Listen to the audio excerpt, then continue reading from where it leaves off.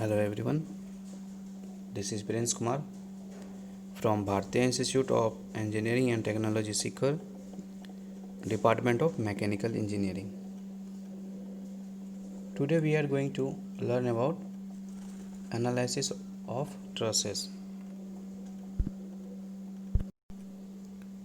Analysis of trusses से पहले जो चीज़ें हैं, अपना जो चैप्टर है वो है प्लेन ट्रसेस से रिलेटेड, है ना। प्लेन ट्रसेस, और हमें प्लेन ट्रसेस पे के बारे में ही जानने हैं। उसे एक बार फिर से हम देख लेते हैं in short. A trusses is an assembly of a member of बार और rigid joined together to form a rigid framework. This structure is designed to resist geometrical distortion when any applied system of loading. देखिए condition क्या है कि ये क्या है, assembly of number of bars. क्या ये ट्रसेस क्या है, नंबर्स ऑफ बार के असेंबली होंगे और ज्वाइंट किससे हो जाएंगे, ज्वाइंट टुगेदर, है ना। और वर्क कैसे करेंगे, लाइक अ रिजिड फ्रेमवर्क, है ना।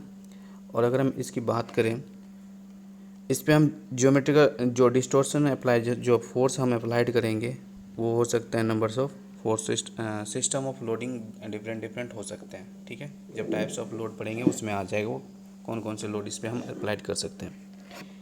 इसका जो एंड होता है वो रिविट से ज्वाइन कर सकते हैं, वेल्डिंग से कर सकते हैं, नट बोल्ट से कर सकते हैं, ठीक है।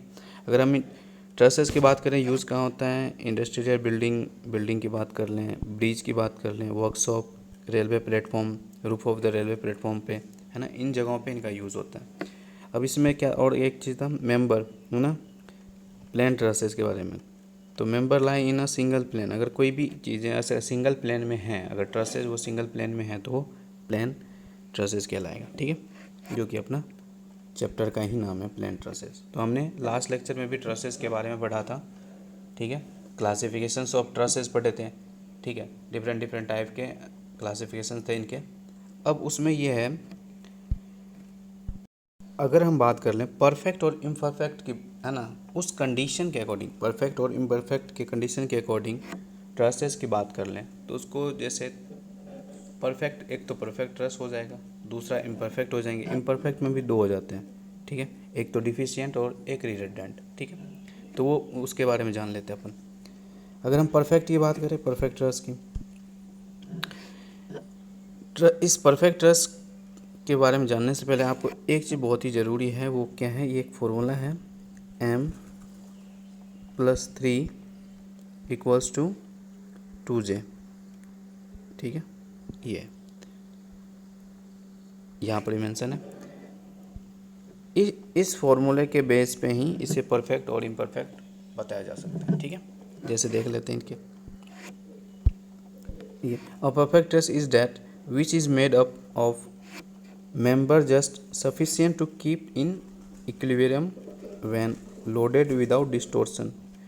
देखिए इसके ऊपर जब लोड अप्लाइड होगा परफेक्ट ट्रस के ऊपर, तो वो क्या होगा, कोई भी उसमें कोई भी डिस्टोर्शन नहीं होगा अगर वो परफेक्ट ट्रस है, ठीक है। अगर हम परफेक्ट ट्रस की बात कर लें, perfect truss should satisfy the relation m=3 = 2j।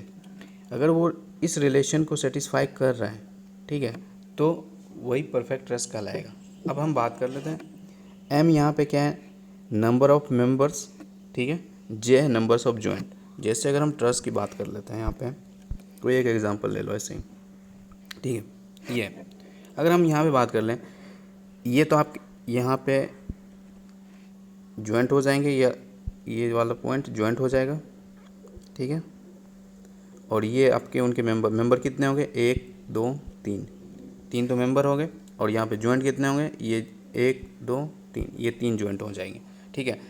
अब हम यहाँ पे इसको हम चेक भी कर सकते हैं, परफेक्ट है इम्परफेक्ट है। अगर हम लेफ्ट हैंड साइड में देखें तो क्या है, लेफ्ट हैंड साइड में क्या है, m+3, लेफ्ट हैंड साइड का है, ये LHS है, LHS लेफ्ट हैंड साइड में m+3 है। m की वैल्यू कितनी है, नंबर ऑफ मेंबर्स कितने, 3, तो 3 + 3 कितना हो जाएंगे, 6 हो जाएंगे। तो लेफ्ट हैंड साइड क्या हो गया आपका, 6 हो गया। अगर हम राइट हैंड साइड की बात करें क्या होगा, राइट हैंड साइड में क्या आ जाता है, 2j। और अगर 2j की बात कर लें, उसमें कितने अभी जस्ट मैंने जो ये डायग्राम बनाया था इसमें कितने जॉइंट्स हैं, 3 जॉइंट है। तो RHS की बात कर ले, राइट हैंड साइड की, ठीक है, वहाँ आप देखो 2J, 2 इंटू जे की वैल्यू कितनी आ जाएगी, कितने जॉइंट है, 1 2 3 है ना, 3 जॉइंट हो गए। तो यहाँ पे कितने, इसकी वैल्यू कितनी, 6 आ गई। लेफ्ट हैंड साइड और राइट हैंड साइड की वैल्यू क्या आ गई, सेम आ गई। दैट मीन्स ये जो ट्रसेज होगा ये ट्रसेज क्या हो जाएंगे आपके, परफेक्ट ट्रस कहलाएंगे, ठीक है। इस टाइप से हम चेक भी कर सकते हैं कि कौन सा ट्रसेज परफेक्ट है और कौन सा इम्परफेक्ट है ना। वो इस कंडीशन को सेटिस्फाई करना चाहिए, इक्वेशन को, m+3 = 2J। अगर हम बात करते हैं नेक्स्ट इम्परफेक्ट ट्रस, इम्परफेक्ट में 2 हैं, जैसे डिफिशियंट, ठीक है। अब डिफिशियंट ट्रसेस की हम बात कर लें। A deficient truss is that a structure which contain less number of member than required to prevent distortion of its shape when loaded with external load. जब ये एक्सटर्नल लोड हम इस पे अप्लाइड करेंगे, ठीक है, उस टाइम पे क्या होना चाहिए, ये डिस्टोर्शन, जैसे डिस्टोर्शन इसमें हो जाएगा। रीज़न क्या है, इसमें मेंबर जो होंगे इसमें कम रहेंगे। जितने हमें एक्चुअली हमें सभी ट्रसेस को परफेक्ट बनाना है, तो यहाँ पे क्या होंगे, मेंबर कम होंगे। ट्रसेस में अगर मेंबर कम होगा तो वो क्या होगा, उस पर लोड करेंगे, लोड अप्लाई करेंगे, डिस्ट वो उससे टूट जाएंगे, वो टूट भी सकते हैं, है ना। इस चक्कर में हमें इसे परफेक्ट बनाना पड़ेगा। तो अगर इसमें मेंबर कम होंगे तो उस टाइप के, तो वो इम्परफेक्ट के अंदर आ जाएगा। वो कौन से टाइप के इम्परफेक्ट होंगे, डिफिशियंट के अंदर। डिफिशियंट में क्या होगा, मेंबर कम होंगे। और डिफिशियंट को हमें चेक करने के लिए जो कंडीशंस हैं वो ये है, m+3 <3 2J। इसके लिए कंडीशन ये m+3 <2J। अगर ये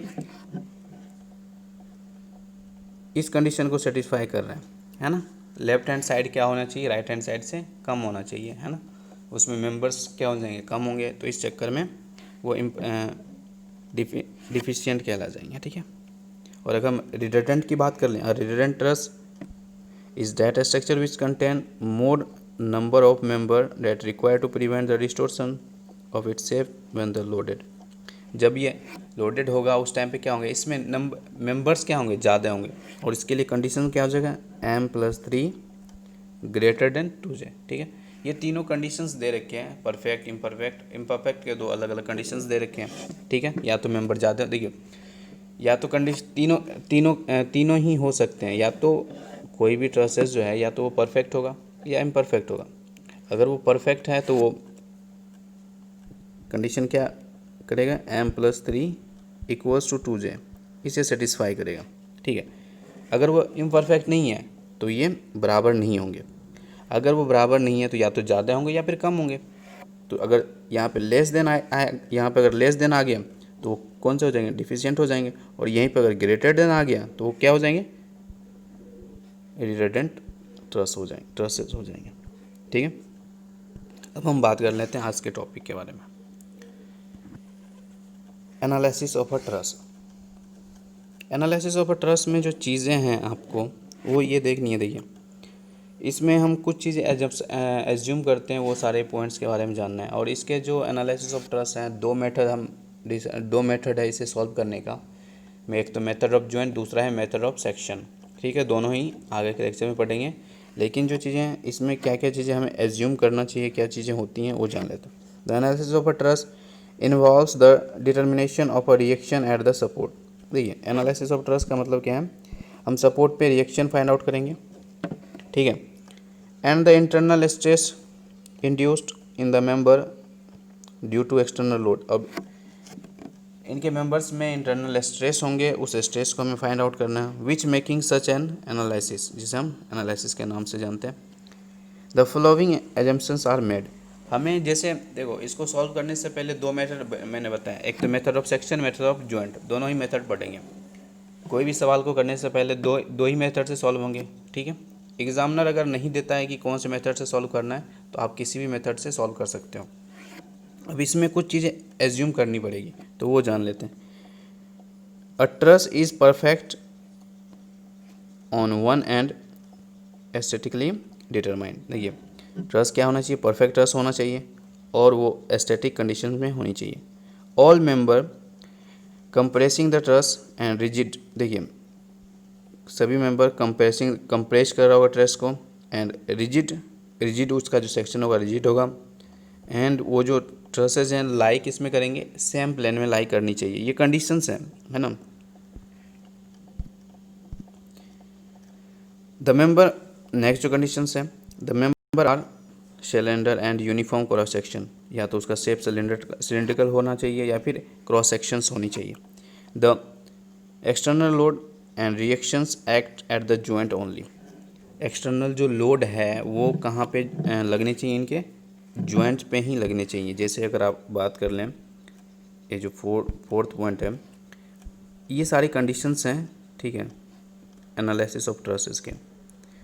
अगर इस टाइप का कोई ट्रसेस दे रखा है तो इसके जॉइंट कहाँ हो गए, एक तो ये हो गया, एक ये हो गया, ठीक है, ये हो गया, ये हो गया।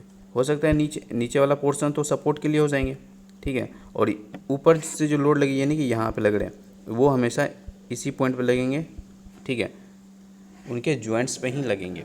अगर वो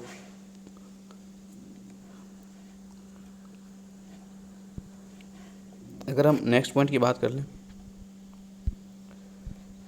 the external load and reaction act at the joint, ठीक है।